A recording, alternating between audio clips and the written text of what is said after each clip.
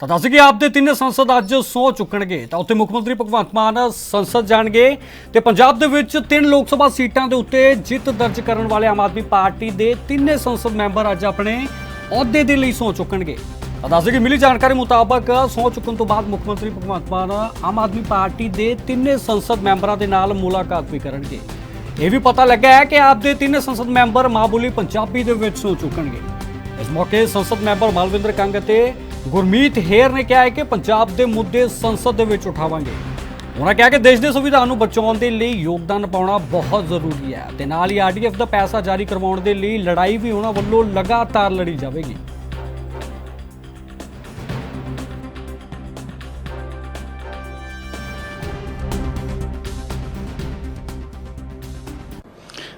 देखिए आज हमारे लिए बड़ी खुशी और गर्व की बात है कि आज हमारे जो पंजाब से हम तीनों सांसद हैं आज हम शपथ लेंगे और उससे बड़ी खुशी की बात है कि हमारे माननीय मुख्यमंत्री भगवंत मान जी हमारे साथ आ रहे हैं, तो उनके आने से हौसला भी बढ़ेगा और आज शपथ के बाद जब भी मौका मिलेगा हम ज़ोर शोर से पंजाब के मुद्दों की बात लोकसभा में उठाएंगे। एक दूसरा बड़ा मुद्दा है, कल जो प्रधानमंत्री ने संसद का पहला दिन आपातकाल को लेकर बात की, कांग्रेस को एक तरह से निशाने पे लिया आपातकाल का जिक्र करते हुए आज उसकी बरसी भी है, विपक्षी दलों को भी उन्होंने निशाने पे लिया, इस पे क्या कुछ कहेंगे? ठीक है, मैं जो कहना चाहता हूँ कि गलत हमेशा गलत ही रहता है। अगर उस समय किसी ने गलत किया तो आज आपको अधिकार नहीं मिल जाता कि आज आप भी उस बिना पर गलत करेंगे जी उन्होंने गलत किया था। वो उस समय भी गलत था और जो आप आज कर रहे हैं वो आज भी गलत है। इमरजेंसी पिछले 10 साल में कितने बार लगी है? जिस दिन आपने महाराष्ट्र की सरकार तोड़ी उस दिन भी इमरजेंसी थी, आपने हेमंत सोरेन को अंदर किया उस दिन भी इमरजेंसी थी, जिस दिन अरविंद केजरीवाल जी को अंदर किया उस दिन भी इमरजेंसी थी। हिमाचल की आप सरकार तोड़ने की कोशिश कर रहे हैं, तो 10 साल में पता नहीं कितने बार ऐसा माहौल बना।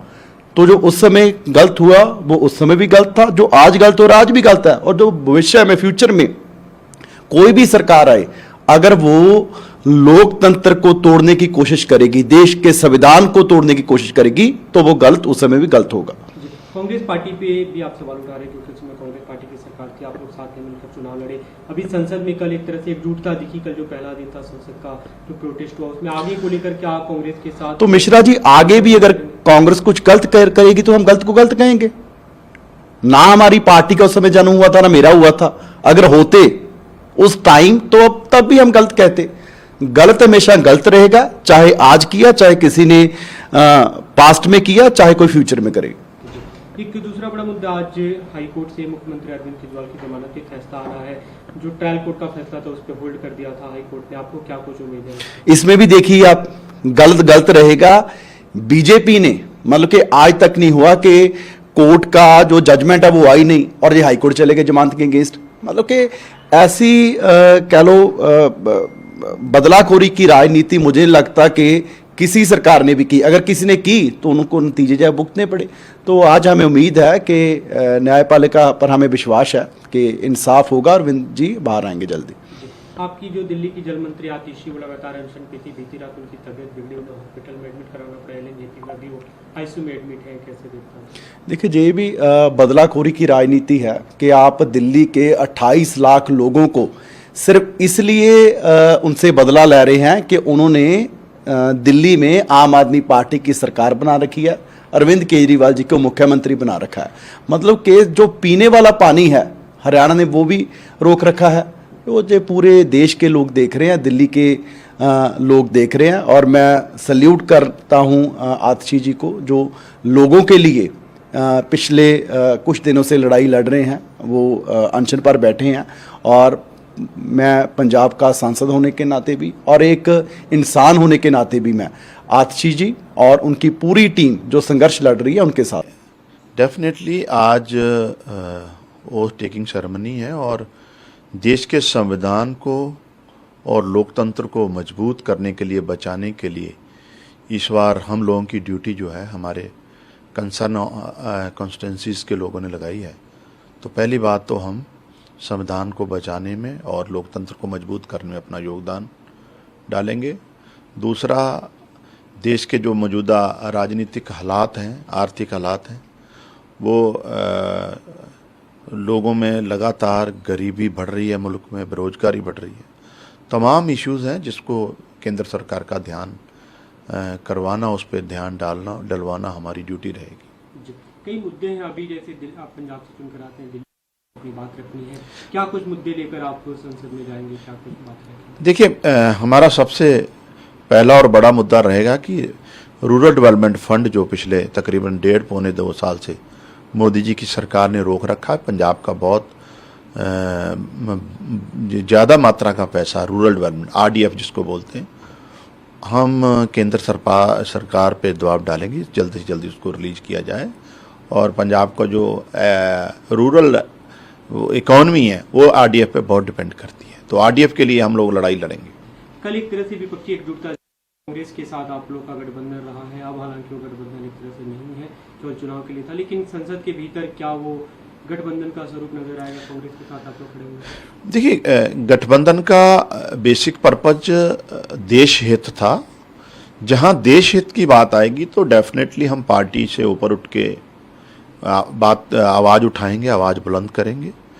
और अदरवाइज कांग्रेस एक अलग पॉलिटिकल जमात है, हमारी अलग पार्टी है, तो मकसद ये की है, इंडिया ब्लॉक का मकसद यही था कि देश हित का जहां मामला है, क्योंकि मोदी जी लगातार तानाशाही देश में बढ़ रही मोदी जी के राज में, और लोकतंत्र पे भी खतरा था, संविधान पे भी खतरा था, उसको बचाने के लिए हम लोग इंडिया ब्लॉक का हिस्सा बने। जी, अभी क्योंकि नॉमिनेशन उसके लिए फाइल होना है, क्या इंडिया ब्लॉक इसके लिए तैयार है? इंडिया ब्लॉक अपना कोई कैंडिडेट लेकर आएगा या उसी पे विचार करेगा?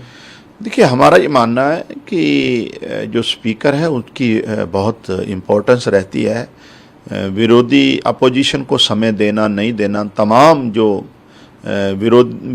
अपोजिशन की आवाज़ है उसको प्रोटेक्ट करने की जिम्मेवारी स्पीकर की रहती है। तो हमारा तो ये मानना है कि स्पीकर है, पहली बात तो इंडिया ब्लॉक से बने, अदरवाइज एनडीए के किसी, बीजेपी के अलावा किसी जो एनडीए के घटक दल है उनमें से स्पीकर बनना चाहिए, ताकि वो अपोजिशन की आवाज़ को प्रोटेक्ट करने में अपनी जिम्मेवारी जो है अदा कर सके। ऐसी कोई चर्चा हुई है कि एनडीए के घटक दलों से बनता है तो आप लोग उसका सपोर्ट करेंगे?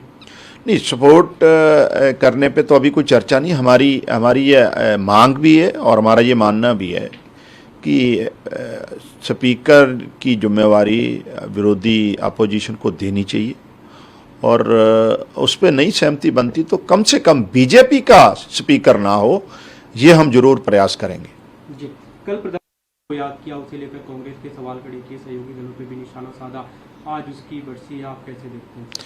देखिए, डेफिनेटली वो एक बुरा दौर था, लेकिन आज जो हालात देश के हैं तो वो कोई इमरजेंसी से बेहतर नहीं है, बदतर ही हुए हैं।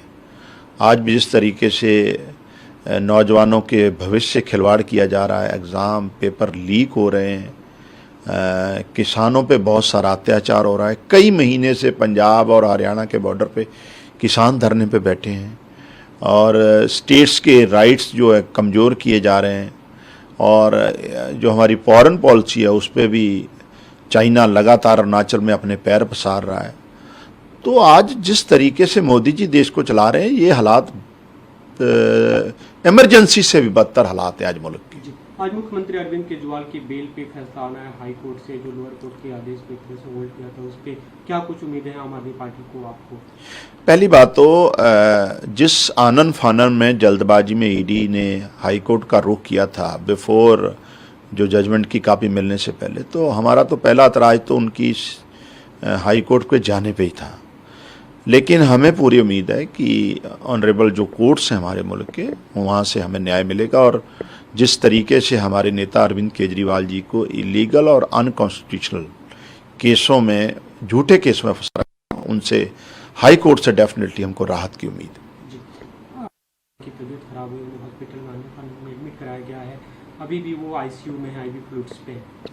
देखिए, एक कैबिनेट मंत्री का लगातार अनशन पर बैठना और अपने स्टेट के लोगों के पीने के पानी की डिमांड करना, और उस पर भारतीय जनता पार्टी और प्रधानमंत्री जी का एक शब्द भी नहीं बोलना, और आज जिस क्रिटिकल कंडीशन में उनको आईसीयू में भर्ती किया है, ये बड़ा दुखद है।